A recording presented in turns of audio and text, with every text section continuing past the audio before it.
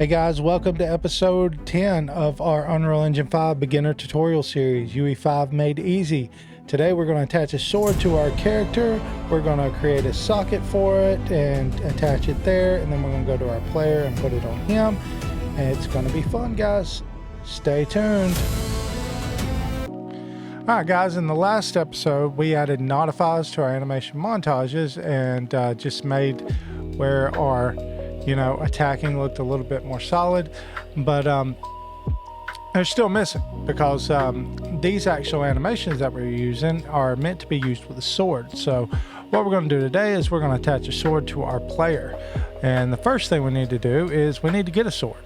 So there's this free one over here on Fab. So if you open your content browser and click on Fab, sign in if you need to, but once you get logged in, just search at the top for sword and click on it, and then go over here to price up here and only show free content. And this second one right here from Quixel Megascans, just click on it. It's a cool looking little sword, and add it to project at whatever quality you want to add it to. All right, and it'll take a second to import, and once it gets imported we'll see it, and yeah, there it is. Okay, now all we need to do right here at this point is go back, and I guess I could show you the sword real quick. Hold on. Now let me show you the sword. All right, so if you double click on this here, this is our sword right here that we're going to use. Just basic little free sword. Pretty cool. And but what we're going to want to do first here is we need to attach this, and the way we're going to attach this is as a component of our player. So what we need to do is go over here to our characters folder, double click on it, click on mannequins, not mannequin UE4 but mannequins, click on it, go over here to meshes, and where it says SK_mannequin, that's what we need, because this is the mannequin for all of these Manny and Quinn right here. So once we do this on here, this will work with any of these skeletal meshes here. So just double click SK mannequin, and it's going to open this up, and on this left side over here you're going to see a lot of different bones here. Now the bone that we're looking for is we want that bone in that right hand. So if we just search here, we just search hand, you'll see down here, not these, not the IK, but down here you'll see hand R. All right, just select it and then right click it, and you'll see add socket. All right, click add socket. We're going to get this socket here, hand R socket, and just go over here to the right to the details panel, and we're going to rename this to sword_socket. Okay, and we're going to need that because that's how we're going to attach it to our players, through this socket name. All right, now once we do that, just click on the sword socket, right click it, and go down here where it says add preview asset, and just start typing sword. Okay, so this is what it is. We need to rename this. We'll do that here in a second, but you see it on the screen. It says SM_UITL. You see it. All right, just click on that. All right, now we see our sword here on our character. All right, and now that we rename this sword, it's not going to pull up as hand. So on the left side, just go over here and just type in sword, and you'll get that sword_socket. Okay, and just like in the first episode of the series, when we were attaching, like moving our meshes around and stuff, and it's just the same thing here.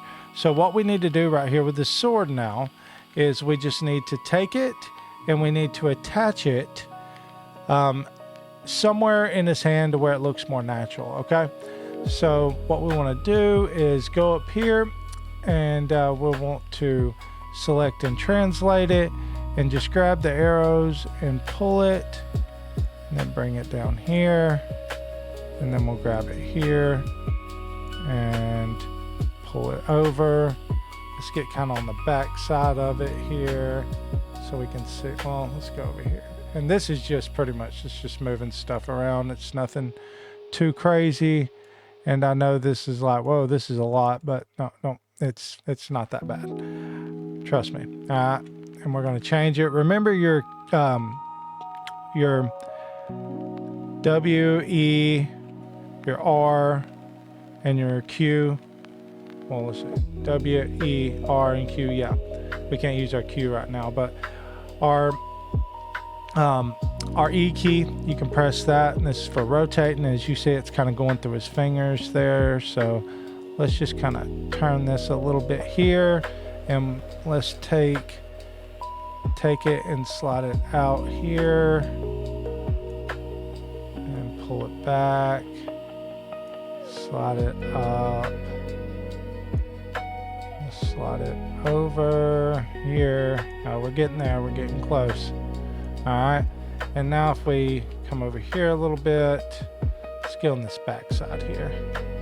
On this back side here, let's try to grab it and let's maybe rotate it around a little bit. And let's see, move forward here. All right, that looks pretty good there. Let's grab it and kind of rotate it up a little bit. I mean, it doesn't have to be perfect right now, but this is just pretty much showing you how to do this. All right, yeah, that looks a little bit better. And now let's move it down to about here. Now let's come out here and check. Okay. Okay, it's in his finger. We don't want that. Okay, let's spin this around a little bit more. Okay, about right there. Now let's see what this looks like over here. Okay. Alright, it's close enough. And if you want to go ahead and make this absolutely perfect right now, you can pause the video and go ahead and do this, but I'm just going to make it a little bit smaller there so its finger doesn't clip through. And yeah, let's see what we have here. I'm going to move it over just a little bit more. About there. And okay, yeah, that looks pretty good. All right, now let's back up here. And yeah, that's good for now. We can adjust this later if we need to. But we can close this fab out real quick, and then we'll leave this just in case we need to adjust it here in a minute. So now go down to your content browser, go over here to content, third person, blueprints, BP third person character. And what we're going to want to do right here is we're going to want to go to our viewport, and then up here on the left side where it says components, we're just going to click add. And considering this is a static mesh, we want to add a static mesh component, and we'll just name this sword underscore socket so we don't forget. And very important, grab it, left click, grab it, and go on top of mesh and let it go. Now once you do that, if you come over here to the right side on the details panel, you'll see this sockets and parent socket. Just click here, and if you scroll down, you'll see our sword socket right there. And if you go where it says static mesh, just search that. There it is, that SMUIT whatever. We're going to put it here. Okay, now you can see right now that it's not attaching where we put it on there.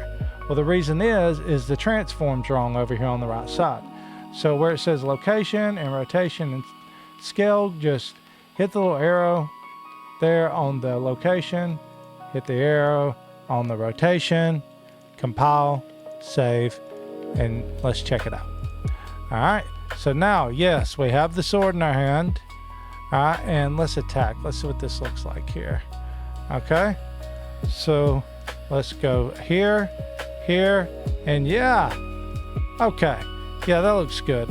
There is one thing though, and I'd mentioned it at the end of the last episode that I would like to change. And if you look at the end of this first animation, he kind of goes into the second one really fast. And I think we need to adjust that notify. But look, watch here.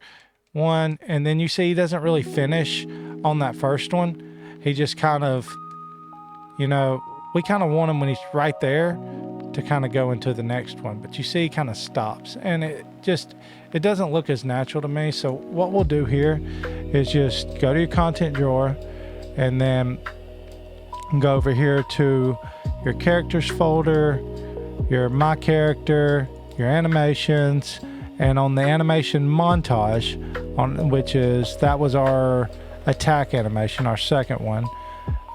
No, it's our first one here. Go to your AM_/, and right here, as you can see, we're stopping.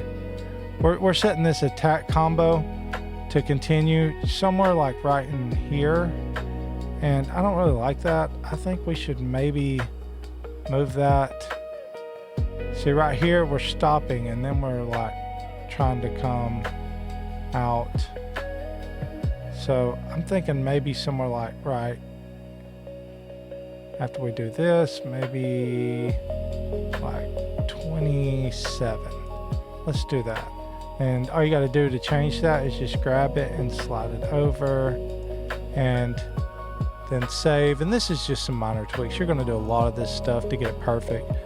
But when you go to polish in your game, which don't do that right now. Biggest mistake. I wasted a lot of time trying to polish every little thing. Don't do that right now. You can always polish when you know you've got your systems and everything built. But as of right now, just get everything working. All right, so let's see what this looks like now. Oh yeah, that's a lot better. Do you see how much more smooth and fluid that was? You see he does the attack, and then he comes back. See, yeah, I like that a lot more. There, and then he pulls back, and then, yeah. So, there, pulls back, there, pulls back, and then finishes. Well, that's it, guys. I hope you've enjoyed episode 10.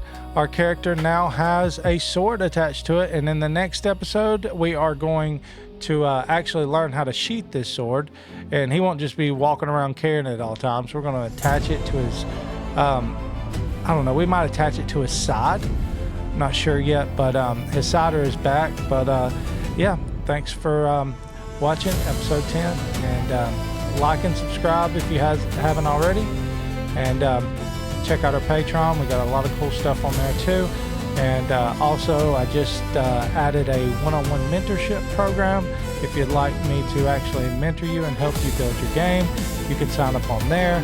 But thanks, guys. Look forward to seeing you in episode 11.